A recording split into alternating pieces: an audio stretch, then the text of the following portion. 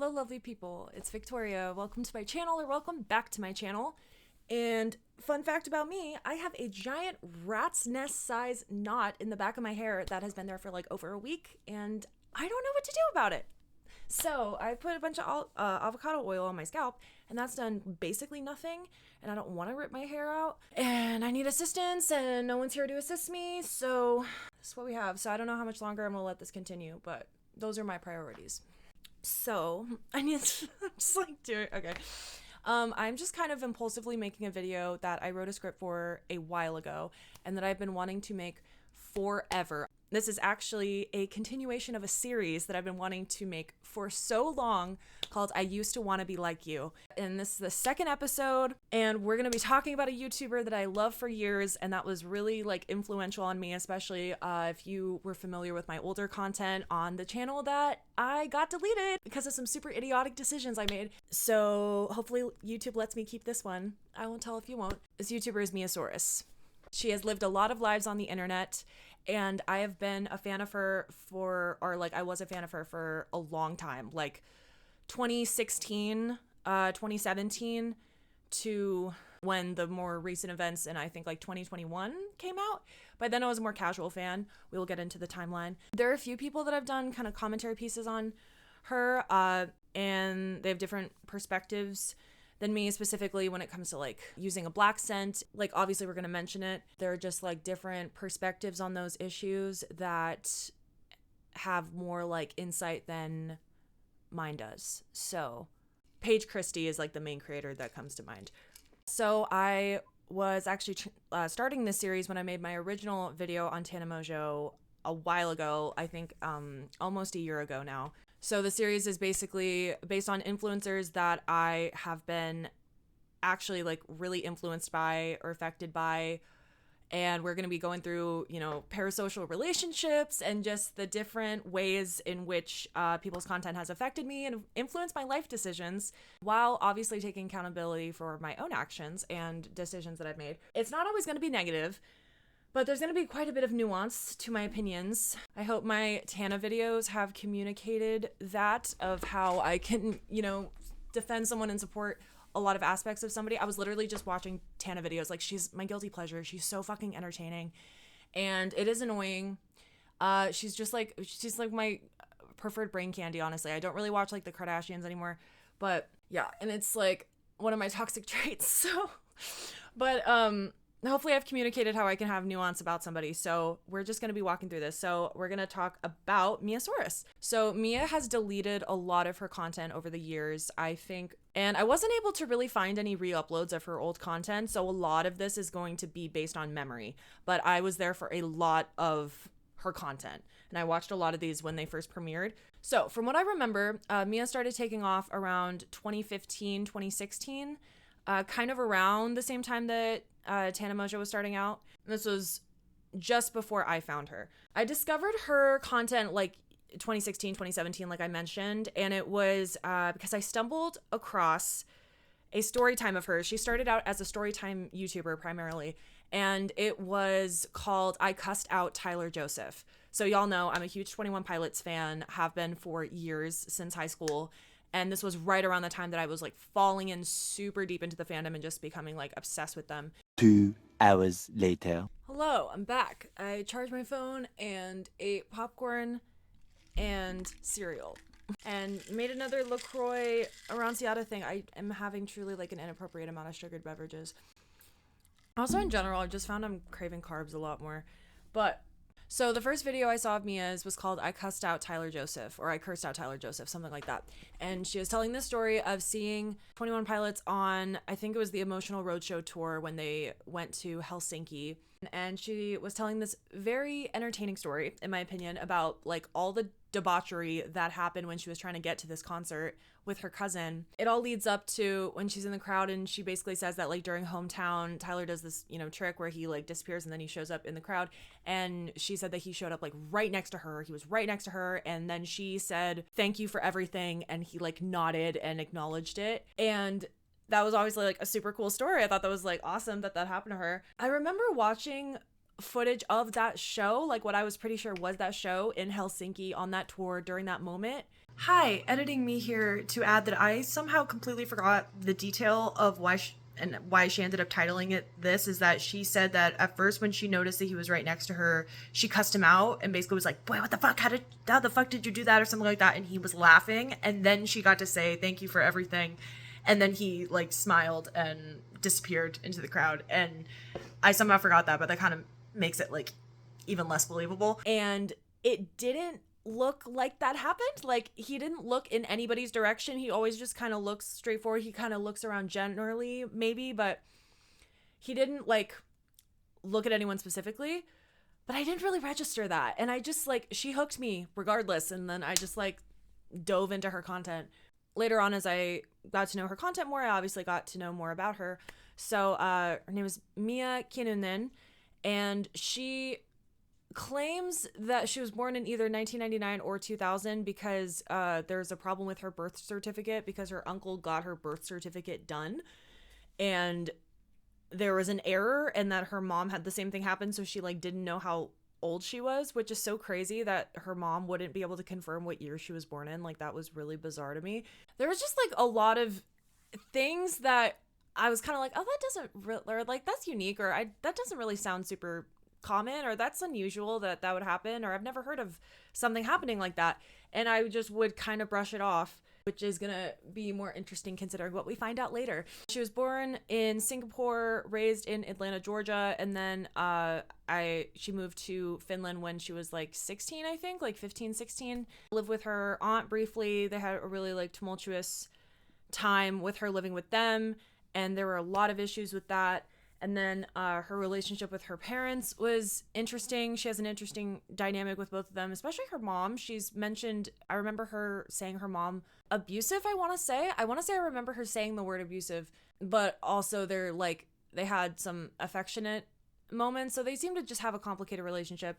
And then her dad is an alcoholic, and there was a lot of drama with her extended family on her dad's side about that, and her aunt blaming her mom and her for that, and like that was a whole drama.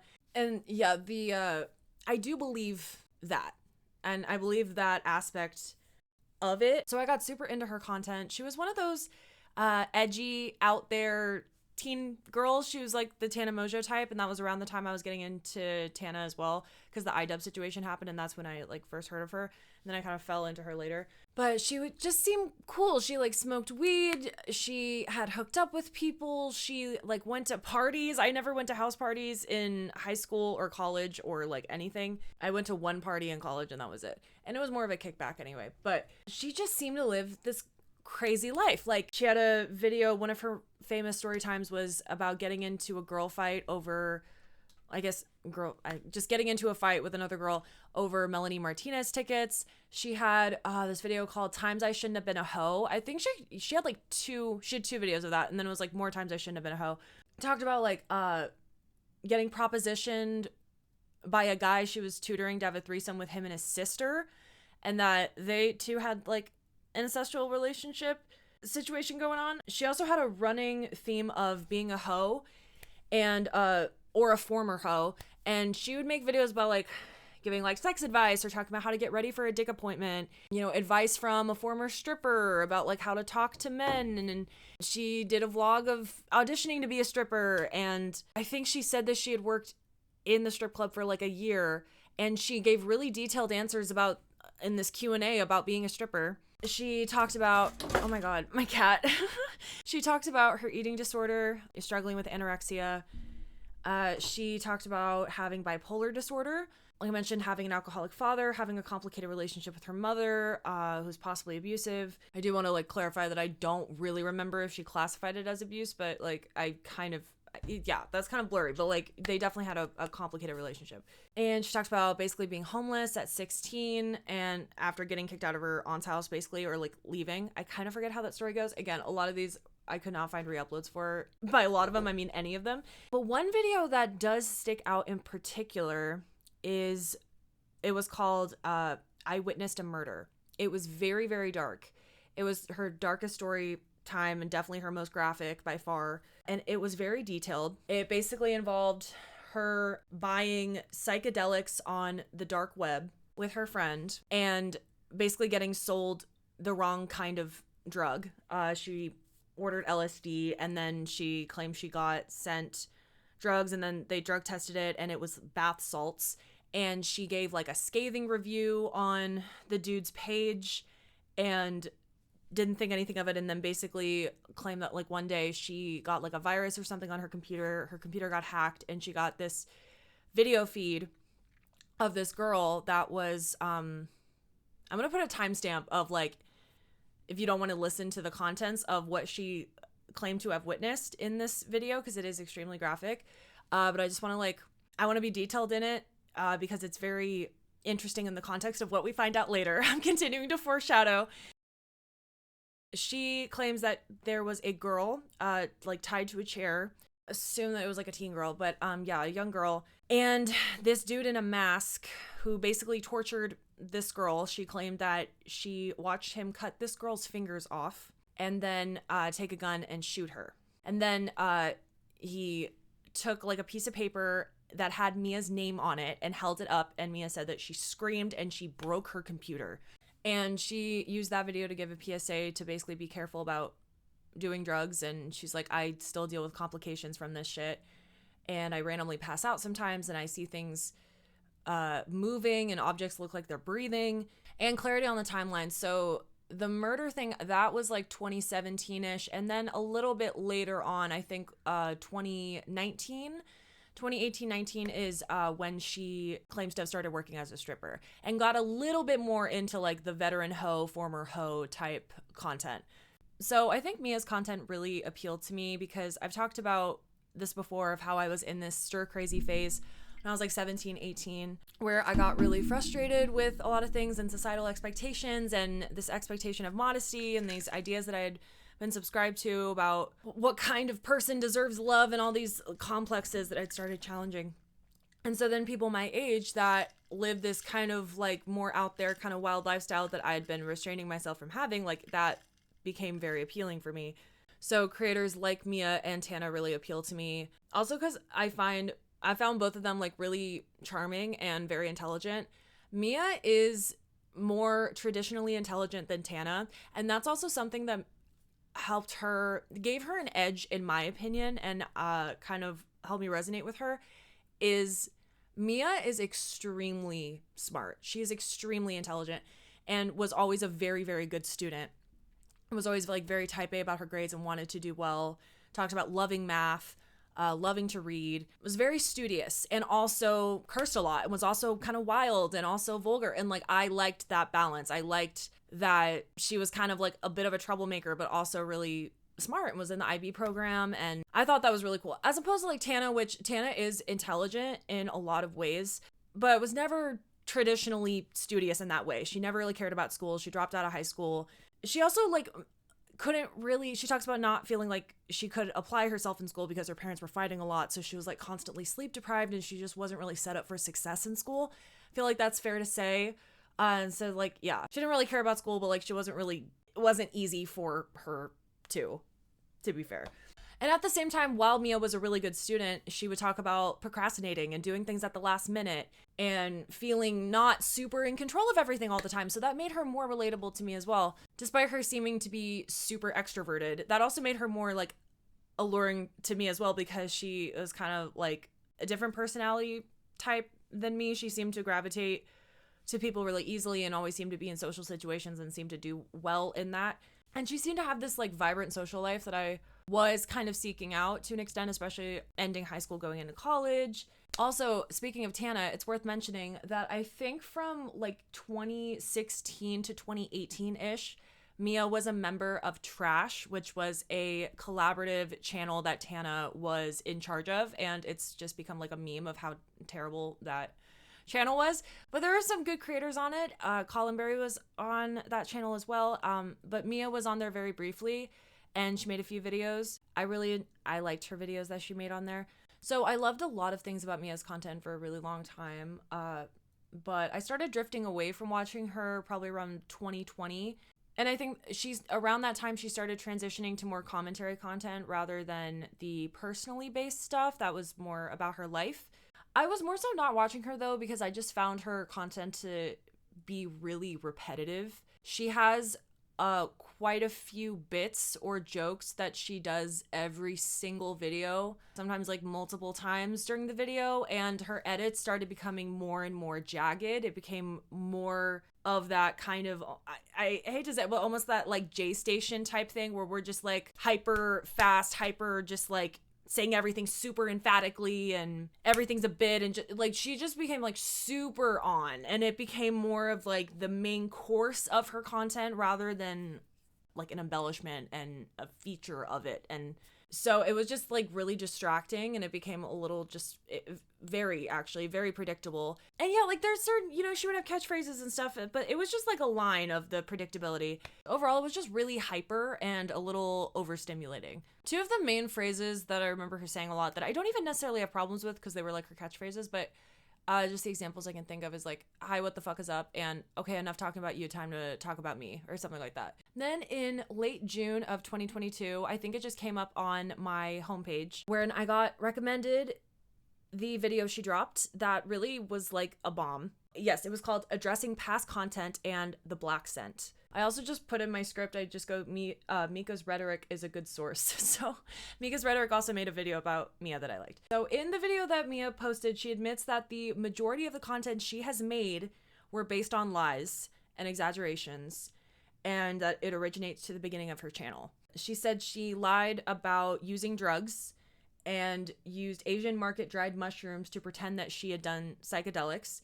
She lied about being a stripper, lied about being bipolar, lied about having had a sugar daddy. She made multiple videos about having sugar daddies as well. I forgot to mention that. She said she had lied about being sexually promiscuous, lied about being in a girl fight, and lying about having seen someone die and seeing someone be murdered. She also admits to having a blaccent, acknowledging that she's an Asian woman and not black. And she lived in the US until, I think, 14? I put 14 in my script, but I'm just going to trust that she said 14. Oh, I forgot to mention, yeah, she lived in the US and then moved to Dubai. And then I think from Dubai, she moved to Finland. Mika also made a great point that this video had very much essay turned in at 11:59 p.m. type energy. A quote that stood out to me was, "I'm sorry for contributing to so much and making this a toxic environment for myself and potentially other people. Definitely other people. That was wrong." And looking back, it is kind of, I was just wondering, like, I found it an interesting choice that she said, I am sorry for making this a toxic environment for myself and potentially other people, definitely other people. Like, that was just a really weird choice of words. And I didn't really realize like how much she was making this apology about herself. But because this was completely unprompted or seemingly unprompted, a lot of people appreciated that she had just come forward about these things. A lot of commentary channels were very shocked at how forgiving her audience was. I guess the consensus was that they were just like, this is okay. And like on the whole, she got a positive response. But also it seemed like a lot of the people forgiving her were not black. There's probably like, I imagine there's some ambiguity about like what certain people were forgiving her for, but there was obviously like people very rightly pointing out like a big element of this conversation does not directly impact you. So it is important to acknowledge that if you're, you know, saying, oh, I forgive this, you know, what aspect you're forgiving. So I just remember being blown away and just not knowing what to make of it.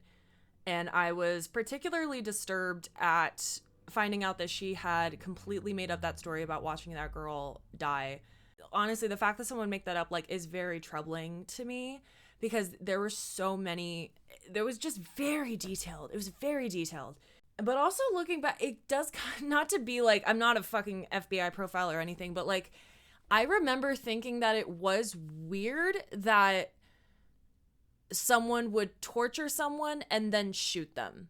To be sadistic in that way and then just end things so quick, like it just seemed very juxtaposed, like it seemed a little lopsided of an approach to me. But I just figure, you know, not everything is Criminal Minds, but like it's again one of those things that I just noticed of like, oh, that's kind of interesting or whatever, and I just like didn't think anything of it at the time until later, and it's like, oh yeah, it's because she was making it up. I remember seeing some people thinking that, or like speculating that she was being blackmailed, that someone was threatening to expose something possibly like way worse about her, or, you know, expose the things that she was lying about, and was like, you tell your audience or I will. I don't know, but there's no proof of that, but I always thought that was an interesting theory because it did seem to come out of nowhere.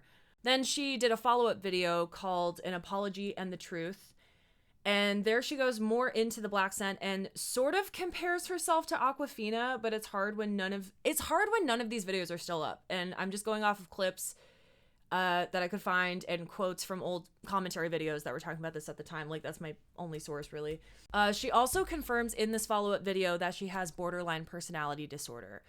And she was a little reluctant to say what disorder she had, obviously, like, with the having lied about having bipolar. And she didn't want other people with this disorder to be associated with this specific behavior, like, super firmly. And I suspected, when she alluded to the fact that she has something else, I did suspect borderline. And I've seen some people say that this is an excuse. I personally am a little biased just because I do have some personal experience with borderline personality disorder. Someone very close to me has it, and I'm obviously not a mental health professional, but I've just witnessed how the identity disturbances of BPD can manifest in different ways. So I understand how it can manifest into pathological lying. Like, some people, they end up having self-destructive tools. For some people, it's like dysfunctional relationships or substance abuse or self-harm or pathological lying or a combination or other things. Like, so I got that. And I do believe a lot of the common themes that she would talk about when she was talking about her trauma, like the relationship with her mom, her alcoholic father, the aunt that said her dad relapsed because of her and her mom, which honestly, fuck you. And I believe that she struggled with an eating disorder. And I did believe that she was struggling with her mental health. And it does seem like she did drink pretty heavily as a teenager, but it's hard to even know what is real because the lies were so elaborate. So she now only has like 3 videos left on her channel at the time that I was writing the script a few months ago. All right, she has 5 videos on her channel right now. I haven't watched her newest content personally. Like, I probably should have before watching this or before making this video. The main thing I took is, I guess she identifies as a lesbian now. Before that, she identified as bi, but her content definitely still seems to be commentary focused. I don't still watch her, but the level to which she has like reinvented herself and lived so many lives on the internet is so interesting to me. And this is interesting because Miia was such a central figure in me gravitating towards these content creators that seemed like edgy and promiscuous and to live this life that was different than me, and this allure and just seeming like this cool girl, that cool girl effect, you know? So it is kind of surreal when you're reminded of the fact of just like how easy it is to completely fabricate a whole life that you're selling to someone, and how you can hold yourself to that standard when it's not even fucking real. It's crazy. And I also wanted to point out, speaking of Tana Mojo, that interesting similarity between the two of them in the sense of like they are known for lying and exaggerating a lot. Is there like, you know, the storytime YouTuber syndrome? But I do believe certain core elements of their story that they talk about, especially when it comes to family. Like, I believe that Tana has has had, you know, abusive parents, emotionally abusive and neglectful, and all the issues that she's talked about with them. I believe that she's had a stalker. I believe that, you know, she was victimized by Cody Coate. Like, I believe these different things. It's like that with me. Like, I believe, you know, the alcoholic father and certain things that she talked about that were true. And also, like, that influenced me later as a young adult to want to go for this like hyper authenticity and want to just like share everything and be super out there and just totally express myself and say everything that I'm thinking of and be edgy and be, I don't know, irreverent and be cool. And I don't know, it was just this pressure that I would have and connect with people and seem interesting enough and dysfunctional enough, but not enough to make people too uncomfortable. An interesting thing to keep in mind when deciding what's best for you to put online. So yeah, that's about where I'm at with that. So that is the kind of evolution of sorts of my relationship with Miiasaurous, my parasocial relationship, if you will. So let me know if you were a fan of her, what you thought of her content, if you had seen it. Let me know what you think of this video. Let me know if you want to see more episodes of this series. I do have more people in mind that I want to talk about in continuing this series. So yeah, I hope you guys are having a lovely day. I appreciate you very, very much, and I hope to see you next time.